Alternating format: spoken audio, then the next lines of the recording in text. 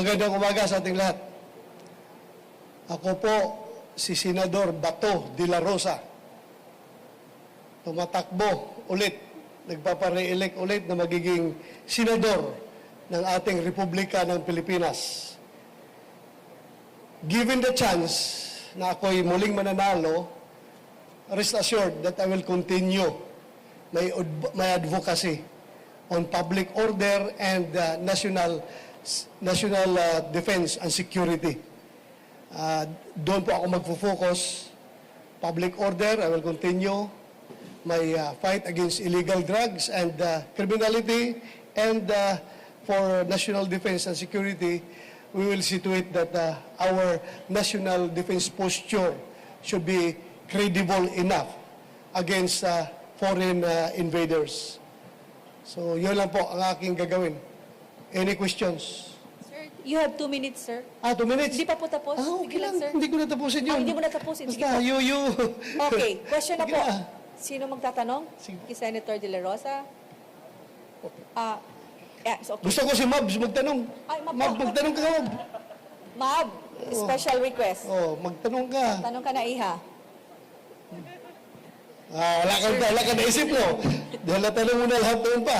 Hindi. Meron. Sir, alam po natin na you're very close with the Duterte family and Yes. medyo marami pong mga political na away ngayon concerning them.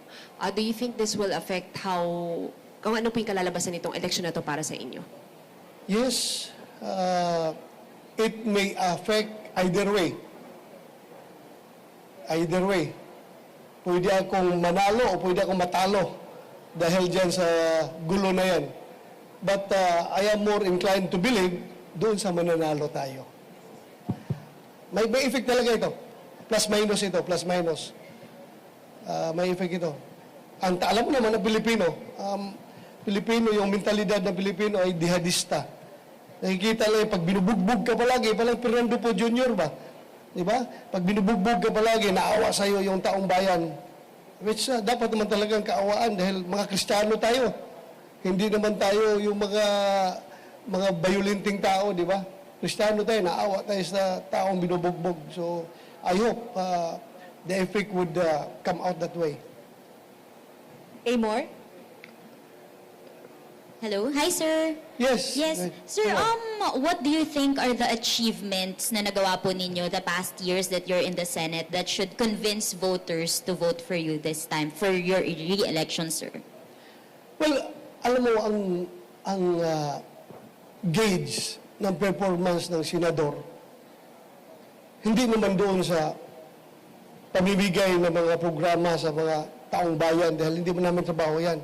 Dapat ang gauge ng performance ng isang senador ay paano siya gumawa ng batas. So pagdating naman sa batas, paggawa ng batas, dapat ang gauge dyan kung anong mga batas na sponsor mo na nagiging batas. Kasi kung sabihin mo author lang, I can be an author to all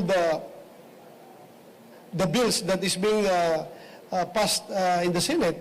Pero kung ang pinakamahirap kasi dyan, yung sponsor ka because you will be the one defending the bill, you will be the one debating for it. So sa awa ng Diyos, may napalusot naman tayo ng mga batas. Although yung iba hindi pa nakalusot dahil nga very stiff yung opposition, medyo matagal tayo makalusot yung ating mga measures na in-sponsor. But for the record, meron naman tayong nagawa rin. Number 1, yung PNP, BJMP, BFP, Bucor, Height Equality Bill, napalusot natin yan. Yung BFP, Bureau of Fire Modernization Program, napalusot natin yan, naging batas na yan. Yung Anti-Terror Bill, we co-sponsor tayo doon, Anti-Terrorism Act.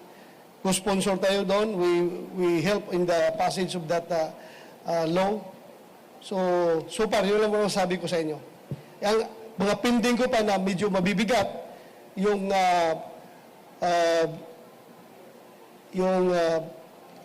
restoration of death penalty for high-level drug traffickers, ay medyo hirap ako dyan. Pero rest assured, hindi ako hihinto dyan. Ipaglalaban ko pa rin yan in the next Congress kung ako suswertehin. At yung pagbabalik ng mandatory ROTC, dahil kinakailangan talaga natin yan ngayon, lalong-lalo na yung nagbabadya na threat sa West Philippine Sea, kailangan natin ng malakas na reserves. And the only way that we can have a reserve that can be mobilized anytime is through ROTC. So, yan ang dalawang pa-priority natin na ipapile ulit kung tayo mananalo. Okay, Ms. Mara.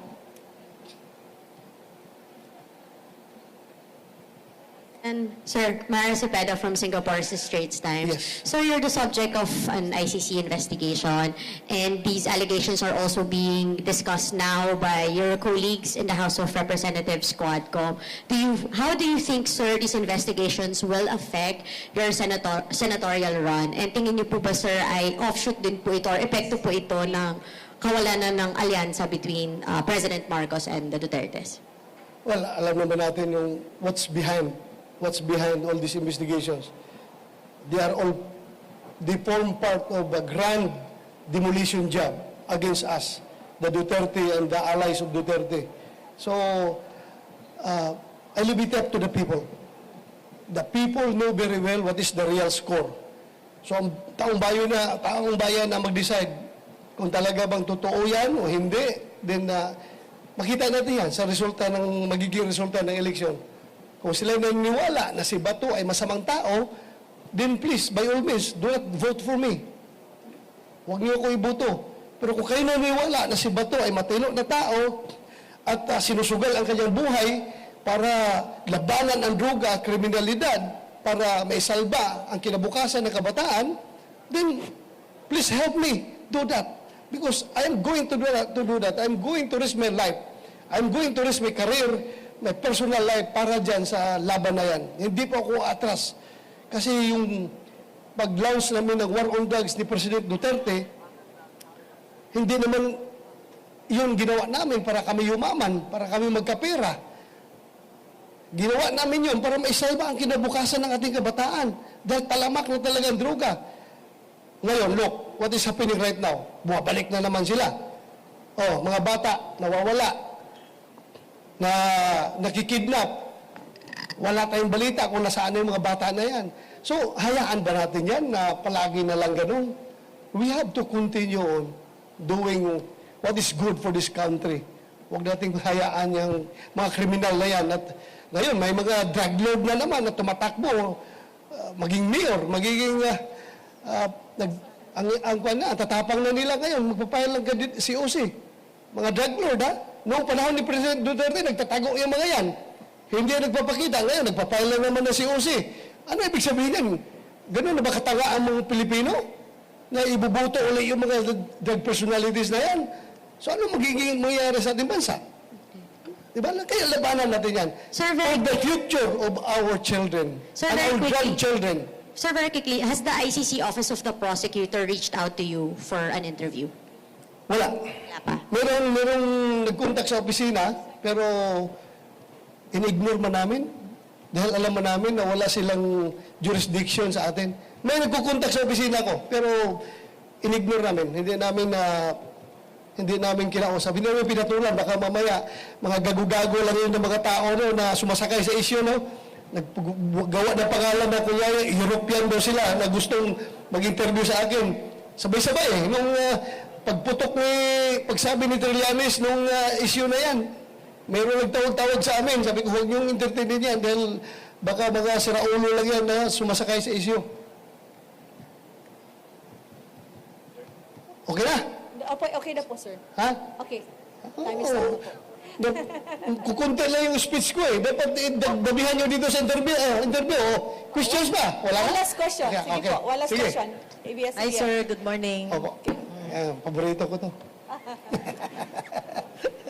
Sir, sabi niyo po kanina, ito lang ulit yung sinasabi, yung grand plan to destroy your image, yung lahat ng nakaalay kay Presidente. Yes. Nararamdaman niyo po ba kung talaga nag-work yun, considering na sa mga survey, may mga survey na lumalabas recently na kung dati nandun kayo sa top 6, kayo nila Senator Bongo, biglang parang pababa, kayo ng pababa. Depende yan. Kasi meron ding nakita kong survey na tumataas din ako. Hindi ko naman, I'm not fighting these survey firms, ha. Naniniwala pa rin ako sa kanila, pero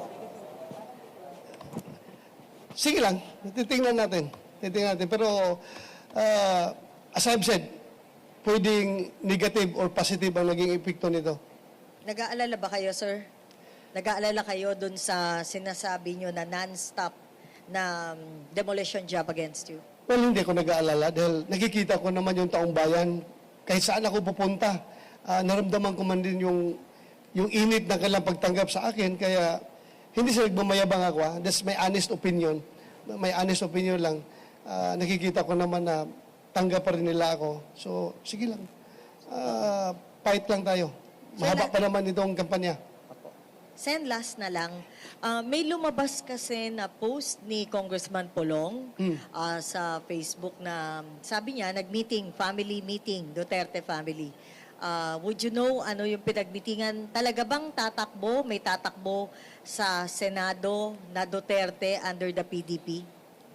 Well, so far, hindi pa final yung decision nila, no? Pero, yun nga, iniimbitahan namin since take out na si Mayor Basti Duterte sa PDP, we're hoping na sasama siya sa amin, tatakbong senador. Pero ang requirement lang niya is dapat si Mayor, si President Duterte ang tatakbong Mayor ng Davao. Pero mukhang hindi pa na-finalize. So, nung last na National Convention namin sa PDP sa Davao, tinanong ko ulit si Mayor Basti kung sasama na. Sabi niya, hindi pa daw, wala pang final, wala pa silang napag-usapan. Okay. Okay. Maraming salamat po. Salamat, Senator thank you. De La Salamat Rosa. sa inyo, ha. Salamat po. salamat. Senator